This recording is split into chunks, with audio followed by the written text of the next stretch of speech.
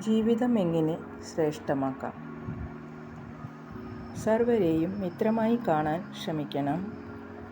തങ്ങളിലുള്ള കുറവുകൾ കാരണം മറ്റുള്ളവരെ ശത്രുക്കളായി കാണുന്നു. തൽഫലമായി നമ്മുടെ മനഃശാന്തി നഷ്ടപ്പെട്ട് മനസ്സ് അസ്വസ്ഥമാകുന്നു. അതിനാൽ എല്ലാവരോടും കറകളഞ്ഞ സ്നേഹത്തോടെ പെരുമാറണം. അതിനായി സ്വയം എങ്ങനെ പരിവർത്തനം ചെയ്യണം എന്നതിൽ ശ്രദ്ധ വേണം. മനസ്സിൽ സരളതയുണ്ടെങ്കിൽ സ്വതവേ സത്യതയും ശുദ്ധതയും ഉണ്ടാവും. എപ്പോഴും ശാന്തസ്വരൂപരായി വാക്കിൽ മധുരത, പ്രവൃത്തിയിൽ മാന്യത എന്നിവ പാലിക്കാൻ ശ്രമിക്കണം.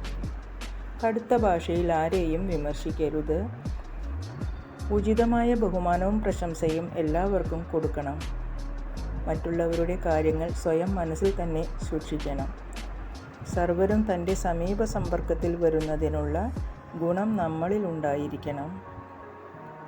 മറ്റുള്ളവർക്ക് സേവനവും സഹായവും ചെയ്യുന്നതിന് നാം സദാ സന്നദ്ധരായിരിക്കണം.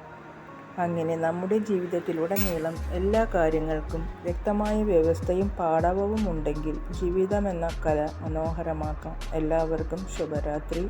Good night.